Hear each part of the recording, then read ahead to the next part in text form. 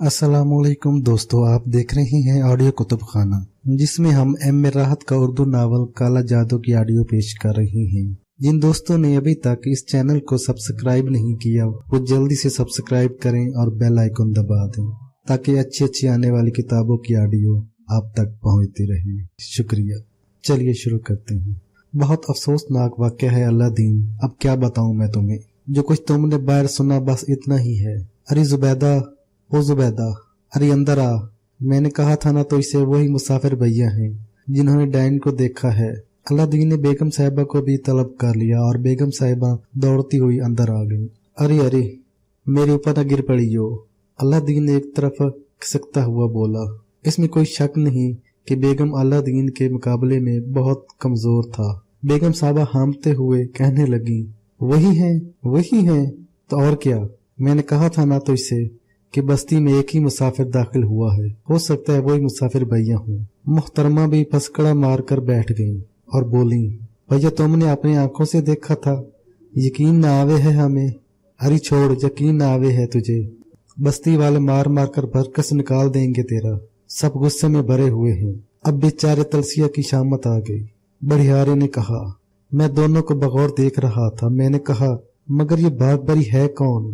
अरे भैया, पहले तुम हमें किस्सा तो सुनाओ, बाद में बता देंगे बागबरी कौन है। अलादीन ने कहा, किस्सा बस ये था भाई अलादीन कि मैं एक दूसरी बस्ती से आ रहा था। तुम्हारी जमालगढ़ी में खेतों के कुछ फासले पर एक दरख्त के नीचे मैंने एक औरत को बैठे हुए देखा। इसकी पुश्त मेरी जानिब थी, इसलिए मैं नहीं देख सका कि वो क्या कर रही थी। मेरे कदमों की चाप सुनकर वो उठ खड़ी हुई, मुझे देखकर जोर से चीख मारी और भागकर खेतों में जा घुसी। इसके बाद दूसरे लोग आ गए। मैंने बाकी वाकयात इन लोगों को सुनाए और अलादीन दोनों कानों को हाथ की कैंची बनाकर छूने लगा और गालों पर दरमियानी उंगली मारने लगा, जबकि बेगम अलादीन का चेहरा खौफजदा हो गया था। अल्लाह बचाए रखे मेरे कल्लू को। अरे मैं तो पहले ही कहती थी कि डैन बस्ती ही में कोई है, भला बाहर से कहाँ से आएगी। मिसेस अलादीन ने कहा और मैं इन दोनों की अहमकाना हरकतें देखता रहा। दोनों ही सीधे साधे मासूम देहाती मालूम होते थे। अब आप लोग मुझे इस डायन के बारे में बताएं। अरे भैया, अल्लाह जाने क्या होगा। वो पगली तो थी, जाने डैन कैसे बन गई, हम तो सोच भी नहीं सकते थे। सारा जीवन हमारे सामने गुजरा है बागबरी का। मेरे सामने ब्याह कर आई थी रतन लाल के यहाँ, सारे काम यही के यही हो गए। हट्टे रे तकदीर, तुम्हारे सामने ब्याह कर आई थी वो यहाँ। हाँ मुसाफिर भैया, सामने का घर ही तो है रतन लाल का, बड़ा पूरा घर था। रतन भैया से बचपन ही से याद अल्लाह थी। भला आदमी था बेचारा, काम से काम रखने वाला। शादी हुई थी इसकी गुनापुर में। बागबरी बेचारी वहीं की थी, एक बहुत ही गरीब आदमी की बेटी, जिसने पता नहीं जैसे तैसे करके अपनी बेटिया की शादी की थी। बागबरी रतन लाल के घर आ गई। रतन लाल बेचारा खुद भी गरीब आदमी था, बस मेहनत मजदूरी करता था और जिंदगी गुजारता था। ठीक ठाक जिंदगी चल रही थी। बेटे हुए थे एक एक करके 3 रतन लाल के, और पल बढ़ रहे थे। बागबरी को सब यही अच्छा कहते थे। हमारी अम्मा तो इसे बहुत ही पसंद करती थी। हमारी शादी में इसने घर के सारे काम करे थे भैया, बहुत अच्छी थी वो। अल्लाह जाने किसकी नजर खा गई इस बेचारी को। बड़ा बेटा कोई 8 साल का होगा, छोटा कोई 4 साल का और इससे छोटा कोई 3 साल का। रतन लाल काम पर गया हुआ था। तीनों बच्चे बाहर निकल गए पोखर पर और भैंस की पीठ पर बैठकर पोखर में घुस गए।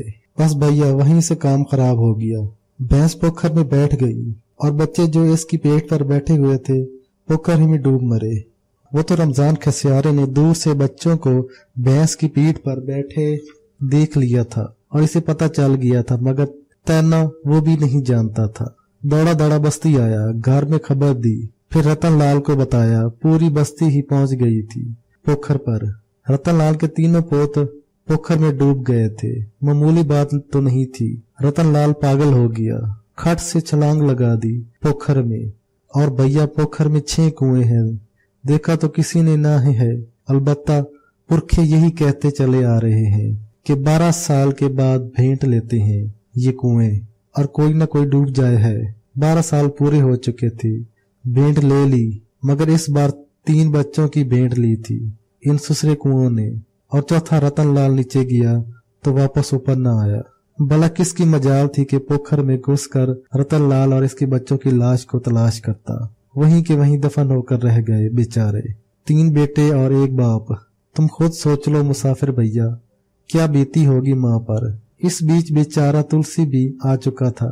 तुलसी असल में भाग बरी का छोटा भाई था। जब गोनापुर में इसके पिताजी मर गए तो रतन लाल खुद जाकर तुलसिया को अपने साथ ले आया और अपने बच्चों ही की तरह पालने पोसने लगा। तुलसिया यहीं रहा था और भाग बरी को बस इसी का सहारा मिल गया था। तीनों बच्चों और पति के मर जाने के बाद भला होशो हवास कैसे कायम रखती। सर फोड़ लिया अपना और इसके बाद पागल हो गई। सर में चोट लग गई थी भैया। गरीब गुरबा की बस्ती है, कौन किसको सहारा दे सके है। लोगों ने कहा कि इसका इलाज हो सकता है, दिमाग ठीक हो जाएगा, मगर गरीबों के लिए तो पेट भरना ही मुश्किल हो जाता है। दवा दारू कहाँ से करें। बेचारा तुलसिया मेहनत मजदूरी करता है, बस्ती भर की चाकरी करके जो रोटी कमा ले है, इससे पागल बहन का पेट भरता था और अपना पेट भरता था। संसार में इसका भी कोई नहीं है अपनी इस पगली बहन के सिवा। भाग बरी पूरी बस्ती में भागती फिरती है। कभी बच्चे इसका पीछा कर लें तो इन्हें पत्थर मार देती थी। बस इससे ज्यादा इसने किसी का कुछ नहीं बिगाड़ा। मगर भैया फिर ये हुआ कि सबसे पहला छोकरा रामलाल का था, जो बेचारा डायन का शिकार हुआ। रात ही का वक्त था, मगरिब की अजान हुई होगी। तेल लेने बाहर निकला, गायब हो गया। बेचारा रामलाल एक एक से पूछता फिरता कि किसी ने इसके छोकरे को तो नहीं देखा। किसी ने ना बताया। सुबह को भैया हरिया के खेत की मेंढ पर रामलाल के छोकरे की लाश मिली। सारी छाती उधेड़ कर रख दी थी किसी ने। सब यही समझे कि बकरा लग गया। कभी कभी भैया बस्ती के आसपास जंगलों से बकरा निकल आवे है, और अगर इंसानी खून का लागू हो जावे तो फिर घरों से बच्चे उठा ले जावे है।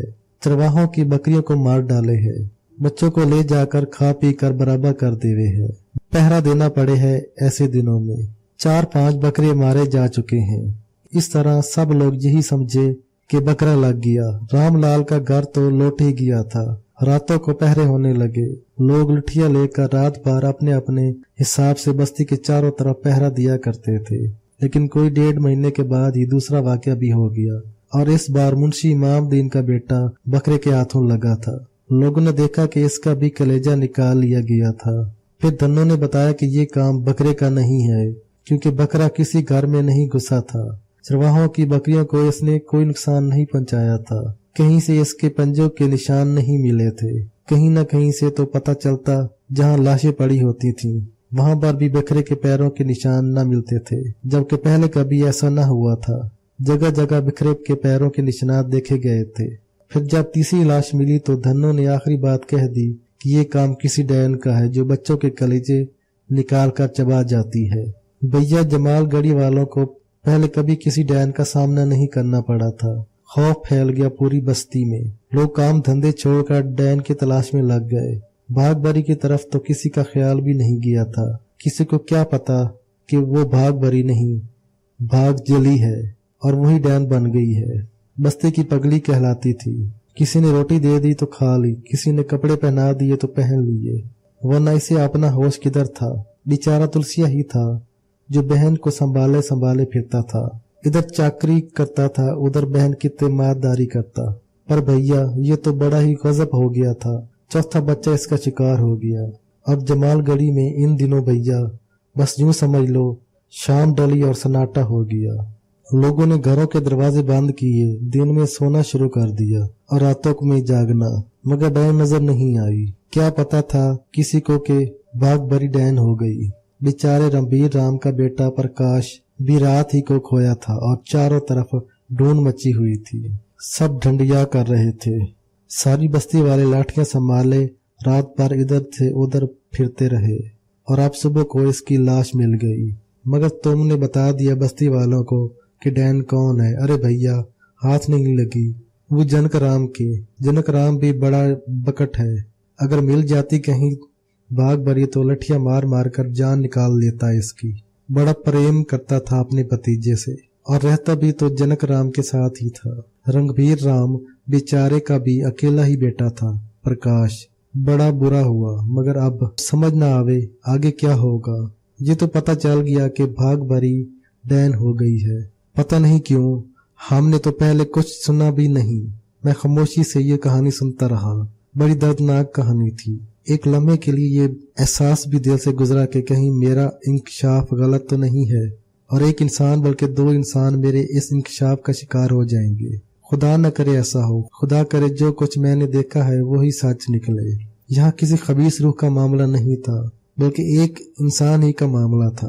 पता नहीं अब क्या होगा। बाहर तौर बटियारे अलादीन ने ये कहानी सुनाई।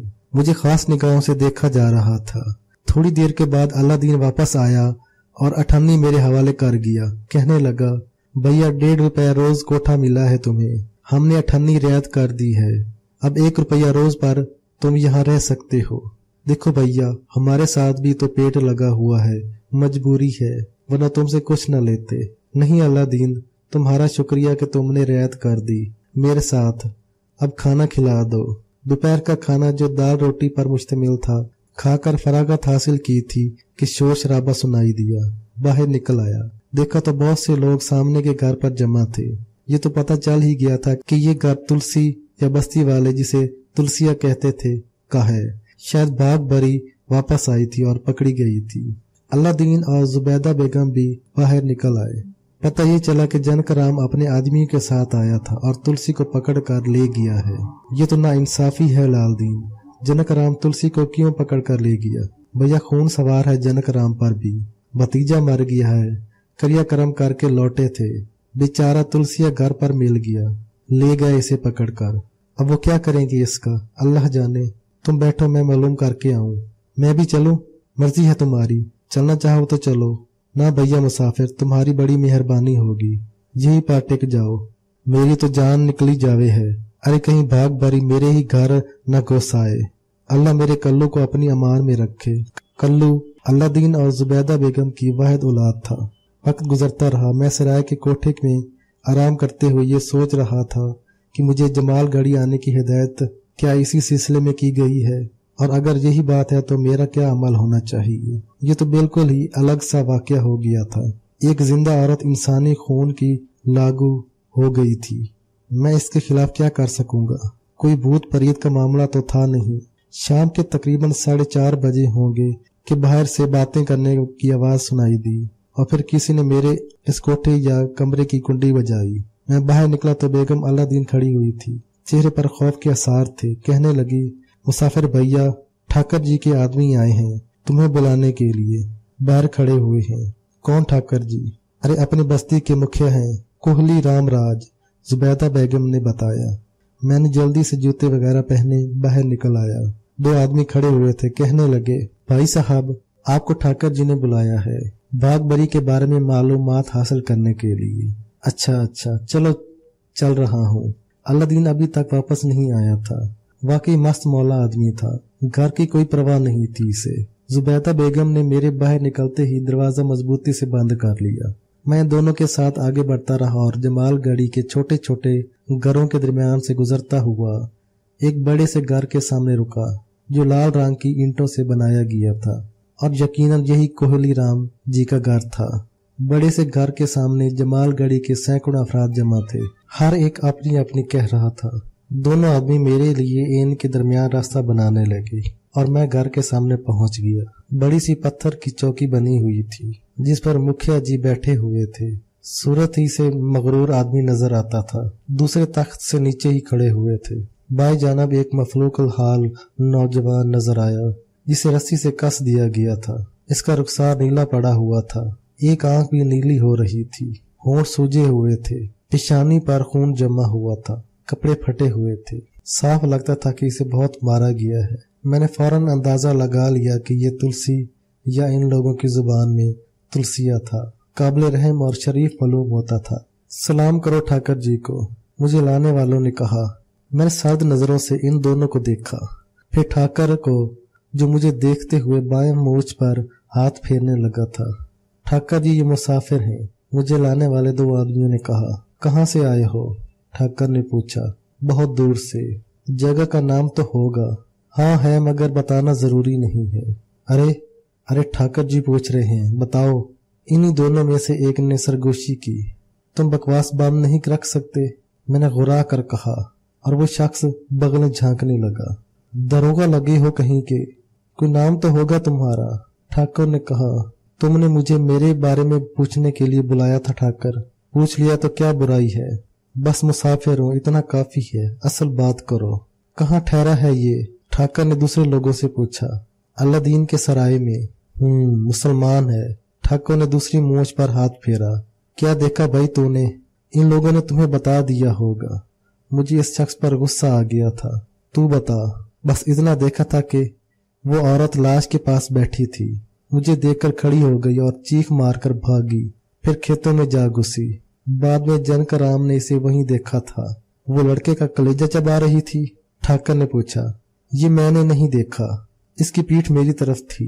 ठाकर जी, इसके हाथ खून से रंगे हुए थे, मुंह पर भी खून लगा हुआ था। जनकराम ने कहा, तब मैंने इसे देखा, वो भी मजमे में मौजूद था। चलो मान लिया मैंने, बाग भरी डायन बन गई है, मगर तुलसी का इसमें क्या दोष है? ये इसका भाई है, हरिया बोला। अरे तो ये तो नहीं कहता इसे कुछ। इस बेचारे को तुमने क्यों मारा? ठाकर बोला। इससे कहो ठाकर तलाश करके लाए अपनी बहन को, इसे पकड़ कर लाए बस्ती वालों के सामने। जनकराम बोला। और तुम सब चूड़ियां पहनकर घरों में जा घुसो। ठाकर आंखें निकाल कर बोला, हमारे दिल में जो चिता सुलग रही है ठाकर, तुम इसे नहीं देख रहे। जनकराम बोला, सब कुछ देख रहा हूँ, बहुत कुछ खबर है मुझे, दिल का हाल भी जानता हूँ, मगर ये इसकी जिम्मेदारी नहीं है। तुम सब मिलकर ढूंढो इसे, ये भी ढूंढेगा, तुम्हारे बीच में कुछ नहीं बोलेगा। खोलो इसे और खबरदार इसके बाद किसी ने इसे हाथ लगाया। अरे मातू खोल दे इसे। एक दुबला पतला आदमी तुलसिया के बदन से रस्सी खोलने लगा। और तुम जाओ दरोगा जी, बस पूछ लिया हमने तुमसे। इस बार ठाकर ने मुझे देखते हुए कहा। फिर अपने नौकर माधु से कहा, इसे अंदर ले जा, हल्दी चूना लगा दे। मार मार कर हुलिया बिगाड़ दिया ससुरे का। अब इस शक्ल क्या देख रहे हो मेरी? ले जा अंदर। आखिर में ठाकर जी ने कड़क कर माधु से कहा और माधु तुलसी का हाथ पकड़कर अंदर जाने के लिए मुड़ गया। ठाकर साहब दूसरे से बोले, जाओ भाइयों घर जाओ। पहले भी बुरा हुआ था, अब भी बुरा हुआ है, मगर बात ऐसी कैसे बनेगी? गधे पर बस नहीं चला, गधिया के कान ईंटे। अब तो डायन का पता भी चल गया। बाग बरी को पकड़ लो, मगर सुनो, जो मैं कह रहा हूँ सुनो। मैं मुखिया हूँ जमालगढ़ी का, खुद फैसला मत कर बैठना, पुलिस बुलवा लूंगा। बाग बरी मिल जाए तो बांध कर मेरे पास ले आना सुसरी को। लोग मुंतशिर होने लगे। मैं भी पलट पड़ा। थोड़ा दूर चला था कि अलादीन मेरे करीब आ गया। खूब आए भैया मुसाफिर, तुम हमारी जमालगढ़ी में, खेल ही न्यारे हो गए। अरे तुम अलादीन कहाँ गायब हो गए थे? अरे बस मुसाफिर भैया, बेहतरे काम थे। रणबीर राम के बेटे के क्रियाक्रम में शमशान गए थे, फिर बेचारे तुलसिया की घनट देखते रहे। ठाकर के आदमी पहुंच न जाते तो जनक राम इसका भी क्रियाक्रम कर देता। बड़ा लठीत है वो। तुलसी को मारना तो गलत था, मैंने इसके साथ बढ़ते हुए कहा। वो तो है, मगर जनक राम पर तो खून सवार है। मेरे ख्याल में बुरी बात थी। तुम्हारा ये मुखिया अजीब नहीं है? मैं तो समझ रहा था कि इसी ने तुलसिया को पिटवाया होगा। अरे वो मुसाफिर भैया, तुमने तो इसे 2 कौड़ी का करके रख दिया। अलादीन ने कहकर लगाया, मुंह देखता रह गया तुम्हारा। मोतसिब आदमी मालूम होता है। अजीब सी अंदाज में कह रहा था कि मैं मुसलमान हूँ। ना मुसाफिर भैया ना, आदमी बुरा नहीं है। असल बात बताऊं क्या? जात का ठाकर नहीं है, बना हुआ है। क्या मतलब? अहीर है हरनापुर का। ठकरैन गीता नंदी का मन भाया था। इन्होंने बाप की मर्जी के बगैर शादी कर ली इनसे। हरनापुर के ठाकर सदा नंदी ने दौलत जायदाद देकर दूर जमालगढ़ी फेंकवा दिया। यहाँ ठाकर कहलाया, अपने आप को मुखिया बन गया। दौलत के आगे कौन बोले, सब ने मुखिया मान लिया। लोगों के काम आ जावे है, बस खून खराब है, इसलिए सोचे है सब सलाम करें, सर झुकाएं और कोई बात नहीं है। और कोई सर नहीं झुकाए तो खुद झुक जाए है। सबको पता चल गया है कैसा आदमी है, इसलिए लोग इसका मान रख ले हैं। दिलचस्प बात है, अब क्या होगा ये तो मौला ही जाने है, मगर समझ में नहीं आया। बाग बड़ी पागल तो है, मगर मौला जाने ऐसी क्यों हो गई। छोड़ेंगे ना ये लोग इसे। सुसरी बस्ती से भाग ही जाए तो अच्छा है। अलादीन ने दुखी लहजे में कहा। सराय आ गई थी। जुबैदा बहन, खाना पकाया है क्या? हाँ, मूंग की दाल में पालक डाला है, मगर पैसे नहीं दिए थे तुमने। अरे खुदा की बंदी, कुछ तो आंख की शर्म रखा कर। लो, घोड़ा घास से जारी करे तो खाए क्या। बहन ठीक कह रही है अल्लादीन भाई, आपने वैसे ही मेरे साथ रियायत करा दी है। ये पैसे बहन, मैंने मतलूबा पैसे दे दिए, बल्कि बाकी पैसे भी दे दिए और कहा कि कल मजीद पैसे दूंगा वरना यहाँ से चला जाऊंगा। रात हो गई, चारों तरफ सन्नाटा फैल गया। बाहर मिट्टी के तेल का स्ट्रीट लैंप रोशन था, जिसकी रोशनी एक खिड़की के शीशे से छिन कर आ रही थी। मैं बिस्तर पर लेटा सोच रहा था कि अब मुझे क्या करना चाहिए। हुक्म मिला था जमालगढ़ ही जाऊं, वहां से बुलावा आया है। आ गया था। वाकया भी मेरे हमरकाब था। इस सिलसिले में मुझे क्या करना चाहिए, न जाने कितना वक्त इन्हीं सोचों में गुजर गया। फिर ज़हन ने फैसला किया और उठ गया।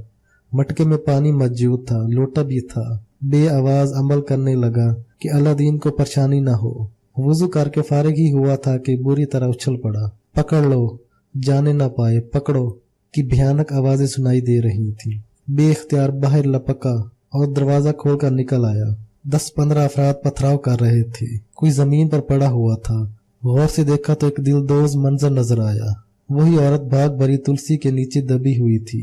तुलसी शायद इसे बचाने के लिए इसके ऊपर गिरा पड़ा था और पत्थर खा रहा था। इसने अपना सर दोनों बाजुओं में छुपा रखा था और पत्थर इसके बदन पर पड़ रहे थे। पूरा जिस्म थरथरा कर रह गया। बेबसी से देखता रहा, क्या करता। अचानक तुलसी उछलकर दूर जा गिरा। भाग भरी ने इसे उछाल दिया था। फिर इसने भयानक चीख मारी। इसका चेहरा और सर के बाल खून से रंगीन हो रहे थे और इतनी भयानक लग रही थी कि बयान से बाहर है। इसने एक दूसरी मिन मनाती हुई चीख मारी और पथराव करने वाले की तरफ लपकी। सारे के सारे सूरमा इस तरह पलट कर भागे कि हंसी आ जाए। 10-12 थे मगर सब जी छोड़ भागे। भाग भरी ने 2-3 लंबी लंबी छलांगे मारी और फिर एक तरफ मुड़ गई। कुछ देर के लिए सन्नाटा छा गया। मेरे पीछे अलादीन आ खड़ा हुआ था। क्या हुआ मुसाफिर भैया। शायद भाग भरी आई थी। फिर लोगों ने इसे पत्थर मारे। जब वो इन पर दौड़ी तो वो भी भाग गए और भाग भरी भी गायब हो गई। अरे वो तुलसी है, इसे क्या हो गया। तुलसी, अरे ओ तुलसिया। ठोर मार दी भैया, सबरी दी तोड़ दी हमार। हाय राम। तुलसी रोने और कहने लगा और अलादीन इसके पास पहुंच गया। अरे ये पत्थर, क्या इन्होंने पत्थर मारे हैं तुझे भी। अलादीन ने इतना ही कहा था कि मारने वाले शोर मचाते हुए दोबारा आ गए। वो सब गुस्से से फुंकार रहे थे। कहाँ गई भाग भरी, कहाँ छुपा दिया है। घर में घुसी है, निकाल लाओ, नहीं तो मार मार कर हमारी जान निकाल दी। हाँ, तुलसी ने रोते हुए कहा। तूने इसे भगा दिया है, तूने इसे पत्थरों से बचाया है, नहीं तो आज वो मारी जाती। किसी ने कहा, तू रुक काहे गए, मार मार पत्थर हमारी चूरन बनाए दियो। कौन रोके है तुमका। तुलसी बोला, तूने मुखिया जी के सामने वादा किया था, तू भाग भरी को पकड़वाएगा बस्ती के दूसरे लोगों की तरह, मगर तूने इसकी हिफाजत की। एक और शख्स ने इल्जाम लगाया। अरे तो हार हिफाजत, चलो जरा तुम लोग मुखिया के पास, हम इसे बताएंगे कि हम भाग भरी को दबोच लें कि वो लंबी ना हो जाए। पर ई ने हमका पत्थर मार मार कर हटा दिया और ओ का निकलवा दिया। तुलसी ने बददस्तूर रोते हुए कहा। इस बात पर सबको सांप सूंघ गया। फिर इनमें से एक ने आगे बढ़कर तुलसी से हमदर्दी से कहा, तूने इसलिए पकड़ा था तुलसी। अरे जाओ, बस जाओ, तुम लोग बड़े सूरमा हो, मरे को मारो हो। लोग एक एक करके खिसकने लगे। फिर सन्नाटा हो गया। तुलसी अब भी रो रहा था, बच्चों की तरह है करके, और न जाने क्यों मेरा दिल कट रहा था। अलादीन आगे बढ़कर इसके पास पहुंच गया। उठ तुलसिया, इसने तुलसी का बाजू पकड़कर उठाते हुए कहा, और वो उठ गया। बड़ा मारा है हमका सबों ने, दीनू भैया सुबह से मार रहे हैं। वो बदस्तूर रोता हुआ बोला, आ मेरे साथ अंदर आ जा। अलादीन इसे सराय में ले आया, अंदर लाकर बिठाया और फिर आवाज दी, जुबैदा, अरे क्या घोड़े बेचकर सोई है, एक प्याला दूध ले आ। हम न पी है दीनू भैया, जी न चाह रहा भैया, जी न चाहा भैया की सौगंध न चाह रहा। तुलसी अब भी इस तरह रो रहा था। चुप तो हो जा तुलसी, क्या ज्यादा चोट लगी है। अलादीन ने हमदर्दी से कहा, अरे हम चोट पर ना रोए है, हमारा मान तो बहनिया के लिए रोवे है। माता की सौगत देखो भैया, हमारा बहन डाइन ना है, हम इसे जाने हैं। ओ सुसरी तो खुद भाग जली है, औलाद के दुख की मारी, तुम खुद देखत रहे हो। बच्चे इसे पत्थर मारे हैं, वो इनसे कुछ कहे है कभी? मगर तुलसी, सुबह को इसे मुसाफिर भैया ने देखा था। अल्लादीन बोला, अरे पगलिया है, शरीर पड़ा देखा होगा, रबीर के छोरा का, बैठ गई होगी, टटोलने लगी होगी, खून लग गया हाथ मुंह पर, किसी ने इसे कलेजा खाते हुए देखा? मेरा दिल धक से हो गया। ऐसा हो सकता था, ये मुमकिन था। ये इंकिशाफ मैंने किया था, बस्ती वालों को मेरे जरिए ये सब मालूम हुआ था। मैं पथरा गया। तुलसी कह रहा था, अब का होवेगा अल्लादीन भैया, वो लागू हो गए हैं, मार डालेंगे हमार बहना को सब मिलकर। नहीं तुलसी, ऐसा नहीं होगा। मेरे मुंह से निकला, ऐसा ही होगा, हमका पता है। अगर बाग बारी ने दीवानगी में इन बच्चों को मार कर इनका कलेजा नहीं खा लिया है तुलसी, तो मैं वादा करता हूँ जमाल गढ़ी वालों की ये गलत फहमी दूर कर दूंगा। हाँ, अगर इसने ऐसा किया है तो फिर मजबूरी है। तो यही सो जा तुलसी, अपने घर मत जा। ना दीनू भैया, घर जाने दे। अगर वो फिर आ गई तो दीनू भैया, हम कोई इसे पकड़ थोड़ी रहे थे, हम तो इसे बचा रहे थे। इस पर पड़ने वाले पत्थर खा रहे थे। बहना है वो हमारवा, अरे हम न मरने देंगे इसे। चले भैया, तुम्हारी मेहरबानी। वो वहां से चला गया। बहुत देर खामोशी रही, फिर मैंने कहा, अल्लादीन भाई, तुम्हारा क्या ख्याल है, क्या वो डैन है? मौला जाने। अल्लादीन गहरी सांस लेकर बोला, एक बात बताऊं अल्लादीन? बस्ती वाले मुखिया की बात मानते हैं? बहुत। किसी बात पर टेढ़ा हो जाए तो सब सीधे हो जाते हैं। मैं मुखिया से मिलूंगा, इससे कहूंगा कि वो बस्ती वालों का जुनून खत्म करे। इनसे कहे कि वो खुद खोज कर रहा है, पता चल गया कि बाग बड़ी डायन है तो वो खुद इसे सजा देगा। इसने बस्ती वालों से ये बात कही भी थी। मैंने ये जुमले कहे ही थे कि अंदर से जुबैदा की आवाज सुनाई दी, अरे आप अंदर आओगे या बाहर ही रहोगे? मैं कब से बैठी हूँ, जाग रही है। अच्छा मुसाफिर भैया, आराम करो। अल्लादीन अंदर चला गया। मैं अपने कमरे में आ गया था, बावजू था और हंगामे से पहले एक इरादा करके उठा था, चुनाचा इस पर अमल का फैसला कर लिया। एक साफ सुथरी जगह मुंतखब की और वहां दो जानू बैठकर आंखें बंद कर ली। मुझे दरूद शरीफ बख्शा गया था। यूं तो कलाम इलाही का हर ज़ेर ज़बर पेश जज़म अपनी जगह आसमान है, मगर मुझे रहनुमाई के लिए दरूद पाक अता किया गया था। चुनाचा आंखें बंद करके मैंने दरूद शरीफ शुरू कर दिया। पढ़ता रहा, ज़हन सो सा गया, मगर होंठों से दरूद पाक जारी रहा। तब मेरे ज़हन में कुछ खाके उभरने लगे। एक बंदर की शक्ल उभरी जो ताज पहने हुए था। फिर एक इमारत का खाका उभरने लगा। बंदर के कदमों में कोई स्याह सी शय फुड़क रही थी। समझ में ना आ सका क्या है। इमारत के मेहराबी दरवाजे पर एक चेहरा, पहले आंखें, फिर नाक और होंठ, फिर पूरा चेहरा, एक मुकम्मल चेहरा जो किसी औरत का था। इसके बाद दिमाग को झटका सा लगा और मैं जैसे जाग गया। मेरी पेशानी शिकन आलूद हो गई। मैं समझ नहीं पा रहा था।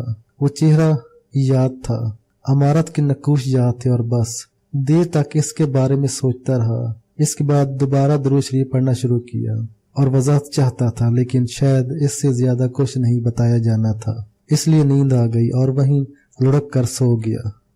न जाने कितना वक्त गुजरा था सोए हुए कि अचानक एक भयानक चीख सुनाई दी और फिर मुसलसल चीखें भरने लगी। एक लम्हे को दिमाग सन्नाटे में रहा, फिर एहसास हुआ कि चीखों की आवाजें जुबैदा और अलादीन की हैं। उठा और दौड़ता हुआ कमरे से बाहर निकल आया। जुबैदा ही थी, इसके मुंह से आवाजें निकल रही थी, हु। इसका हुलिया बिगड़ा हुआ था, चेहरा खौफ के मारे सुर्ख हो रहा था, आंखें फटी हुई थी। इसका एक हाथ कमरे के दरवाजे की तरफ उठा हुआ था और वो कुछ कहना चाह रही थी, मगर दहशत की जुबान लड़खड़ा दी थी और चीखों की आवाज के सिवा कुछ मुंह से नहीं निकल पा रहा था। अल्लादीन भैया की हालत भी इससे मुख्तलिफ नहीं थी। इन दोनों को संभालना तो मुश्किल था, मगर ये अंदाजा हो गया था कि जो कुछ भी है इस कमरे में है जिसमें ये सोते हैं। चुनाचा अल्लाह का नाम लेकर कमरे के खुले दरवाजे से अंदर दाखिल हो गया। अंदर लालटेन टिमटिमा रही थी और इसकी मध्यम मलखीजी रोशनी कमरे के माहौल को और खौफनाक बना रही थी। बिस्तर पर कल्लू बेसुध पड़ा हुआ था। अचानक मेरे रुंगंडे खड़े हो गए, दिल उछल कर हल्क में आ गया। कल्लू साकत है। इतने शोर शराबे के बावजूद इसके बदन में जुम्बिश नहीं है, तो क्या वो मगर ये सोच मुकम्मल भी नहीं हुई थी कि अचानक चौड़े पलंग के नीचे से 2 हाथ बाहर निकले और इन्होंने बर्क रफ्तारी से मेरी दोनों पांव पकड़ कर खींचे। मैं तवाज़न ना संभाल सका और धड़ाम से नीचे आ रहा। मेरे गिरते ही भयानक वजूद पलंग के नीचे निकल आया। वो वहशियाना अंदाज में मेरे सीने पर आ चढ़ा था और मेरे अज़ाब बिल्कुल साकित हो गए थे। खौफनाक वजूद एक लम्हा मेरे सीने पर सवार रहा, फिर इसने एक चीख मारी और मेरे सीने से उतर कर दरवाजे की तरफ लपका और छपाक से बाहर निकल गया। अल्लादीन दोबारा चीखा। जुबैदा धड़ाम से जमीन पर गिर पड़ी। वो शायद बेहोश हो गई थी। मैं संभल कर खड़ा हो गया। अल्लादीन खौफजदा लहजे में बोला, निकल गई, निकल गई। मैंने कोई जवाब नहीं दिया और पहले अल्लादीन के बेटे कल्लू को देखा। बगौर देखने से अंदाजा हो गया कि बच्चा गहरी नींद सो रहा है और कोई बात नहीं है। अंदाजे से मैंने एक खौफनाक वजूद को भी पहचान लिया था। वो भाग बरी ही हो सकती थी। अल्लादीन एक तरफ बीवी को संभाल रहा था और दूसरी तरफ बेटे के लिए फिक्रमंद था। तुम्हारा बेटा सो रहा है और बिल्कुल ठीक है, मैंने इसे बताया। अरे जुबैदा, होश में आ, कल्लू ठीक है, इसे कुछ नहीं हुआ। अल्लादीन ने इसे उठाकर चारपाई पर लटा दिया और फिर मेरे पास आकर कल्लू को देखने लगा। फिर हाथ जोड़कर बोला, मौला तेरा शुक्र है। वो भाग भरी थी ना? मैंने पूछा। अरे हाँ, इस सुसनी ने तो नाक में दम ही कर दिया। लो यहाँ भी आ घुसी। अब क्या होगा? मौला ना करे अगर हम जाग ना जाते तो। क्या हुआ था? बस मुसाफिर भैया, ये धमा चौकड़ी हुई तो दरवाजा खुला रह गया। हम सो गए थे। किसी खटके से आंख खुली तो इस भेड़नी को देखा, कल्लू पर झुकी हुई थी। हम समझे कि मौला ना करे, मौला तेरा लाख लाख शुक्र है। अल्लादीन सजदे करने लगा। कुछ देर के बाद जुबैदा बेगम होश में आ गई, चीखें मारकर रोने लगी। बड़ी मुश्किल से इन्हें यकीन आया कि कल्लू जिंदा है। न जाने क्या और फौल बकने लगी। मैं वापस अपने कमरे में आ गया था। रात तकरीबन पूरी गुजर चुकी थी। इसके बाद नींद नहीं आई। नमाज से फरागत पाकर बाहर निकल आया। बड़ी खुशगवार सुबह थी। नन्हे मुन्ने परिंदे चहने कर रहे थे। अल्लादीन भी मेरे पास आ गया। मैंने मुस्कुरा कर इसे देखा तो वो फिक्रमंदी से बोला, बड़ी मुश्किल आ गई है भैया जी। अब होगा क्या? सब ठीक हो जाएगा, फिक्र मत करो। घर वाली तो बुरी तरह डर गई है, बुखार आ गया है बेचारी को। वैसे अब तो कुछ गड़बड़ लगे ही है मुसाफिर भैया। क्या भाग भरी डैन बन ही गई? बाल बाल बच गया हमारा कल्लू। अल्लादीन ने कहा। मेरे पास कहने के लिए कुछ नहीं था। क्या कहता? कोई फैसला कौन बात कहना मुश्किल ही था। चाय बना लें? नाश्ते में क्या खाओगे? जो भी मिल जाए, मैंने कहा और अल्लादीन चला गया। मैं ख्यालात में खो गया। वो चेहरा और वो अमारत याद थी जिसे मुराकबे के आलम में देखा था। हिदायत की गई थी कि अब खुद पर भरोसा करो। कंबल वापस ले लिया गया था। इम्तिहान था, मगर दिल को यकीन था कि इम्तिहान में पूरा उतारने वाली भी वही जात बारी है जिसने इम्तिहान का आगाज किया है। ख्यालों में जेब में हाथ चला गया। कोई मानूस चाय महसूस हुई। निकाल कर देखा तो 4 रुपए थे। ये ताईद गैबी थी। मुझे इस इत्माद पर यकीन दिलाया गया था जो मेरे दिल में था। मेरा वजीफा मुझे अता कर दिया गया था। बड़ी तकवीयत मिली दिल को और इत्मीनान हो गया कि जो कुछ होगा बेहतर होगा। चाय पीते हुए 3 रुपए अल्लादीन को दे दिए। वो बोला, शर्मिंदा कर रहे हो मुसाफिर भैया, मगर इतने काहे को? बस हिसाब रखना, कल फिर दूंगा। अल्लादीन ने शर्मिंदगी से सर झुका लिया था। कोई 9 बजे होंगे कि तुलसी करहता हुआ आ गया। बुखार चढ़ गया है ससुरा। भैया दीनों एक 98 उधार दे दोगे? हाँ हाँ, क्यों नहीं, ये लो। अल्लादीन ने जेब से 98 निकाल ली। ये रुपया भी ले लो तुलसी, फालतू पड़ा है मेरे जेब में। मैंने जेब से रुपया निकाल कर तुलसी को दिया जो उसने बड़ी मुश्किल से लिया था। 11 बजे के करीब मैं बस्ती घूमने निकल गया। आबादी बहुत छोटी थी। एक मस्जिद भी बनी हुई थी मगर निहायत शिकस्ता हालत। कोई देखभाल करने वाला भी नजर नहीं आता। अंदर दाखिल हो गया। सफाई सुथराई की। अजान भी नहीं हुई। मैंने खुद अजान दी लेकिन एक नमाजी भी ना आया। नमाज से फारिग होकर घूमने गया। खेतों और जंगलों के सिवा कुछ नहीं था। हाँ, काफी दूर निकल आने के बाद एक मुठ नजर आई। इसके उकब में एक सियाह रंग की इमारत भी नजर आई थी। कदम इसी जानिब उठ गए। इमारत के अतराफ में इंसानी कद से ऊंची झाड़ियां नजर आ रही थी। इनके दरमियान पीली सी पगडंडी भी फैली हुई थी जो इसी इमारत तक जाती थी। मैं इसी पगडंडी पर आगे बढ़ता रहा। रास्ते में कई जगह सांपों के सरसराहट की आवाज सुनाई दी। यकीनन इन झाड़ियों में सांप मौजूद थे। वीराने में बनी हुई ये इमारत बड़ी अजीब नजर आ रही थी, लेकिन मेरे लिए बहुत दिलचस्पी का बायस थी। चुनांचे मैं आगे बढ़ता हुआ इसके दरवाजे पर पहुंच गया और फिर अचानक ही मेरे दिमाग को एक झटका सा लगा। आलम इस्तगराक में जो इमारत मैंने देखी थी इस वक्त यकीनन वही मेरी निगाहों के सामने थी। कम अज कम इस सिलसिले में मुझे अपनी याददाश्त पर भरोसा था। मेरा दिल तेजी से धड़कने लगा। इसका मकसद है कि जो निशानदेही की गई थी वो बिल्कुल मुकम्मल थी और यकीनी तौर पर मुझे यहाँ से कोई रहनुमाई मिलेगी। वही मिराबें, वही अंदाज। आगे बढ़ता हुआ इस बड़े से ठंडे हाल में पहुंच गया जो नीम तारीख था। बस कुछ रोशनदानों से झलकने वाली रोशनी ने माहौल को थोड़ा सा मुनव्वर कर दिया था, वरना शायद नजर भी न आता। दरमियान में हनुमान का बोत अस्तादा था। हाथ में गज लिए हनुमान का बोत बहुत खौफनाक नजर आ रहा था और इस सुनसान माहौल में यूं लग रहा था जैसे अभी बोत अपनी जगह से आगे बढ़ेगा और मुझ पर हमला कर देगा। मैंने इसकी आंखों में गैर मामूली चमक देखी। हालांकि पत्थर का तराशा हुआ बोत था, लेकिन आंखें जानदार मालूम होती थी। मैं आंखों में आंखें डालकर देखता रहा, लेकिन बोत में कोई जुम्बिश नहीं हुई थी। ये सिर्फ तन्हाई और माहौल का दिया हुआ एक तस्वर था। अलबत्ता ये बात अच्छी तरह जानता था कि मेरी रहनुमाई बेमकसद न की गई होगी। मैं आगे बढ़कर बुत के बिल्कुल करीब पहुंच गया। हल्की हल्की सरसराहटों से महसूस हुआ था जैसे आसपास कोई मौजूद है, लेकिन नजर कोई भी नहीं आ रहा था। मैंने बुत के कदमों में देखा और दो जानों बैठकर देखने लगा। आलम इस्तगराक में मुझे इन कदमों के नजदीक कोई स्याह शय फुलकती हुई नजर आई थी, लेकिन इस वक्त वहां कुछ नहीं था। हाँ, खून के चंद धब्बे नुमाया तौर पर देखे जा सकते थे, हालांकि इनका अंदाजा लगाना भी मुश्किल था। मैंने उल्टे हाथ से खून को थोड़ा सा रगड़ कर देखा तो वो अपनी जगह से छट गया और इसके छोटे छोटे जरात मेरी उंगली में लगे रह गए। इसके बाद मैंने इस हाल के एक एक गोशे का जायजा लिया।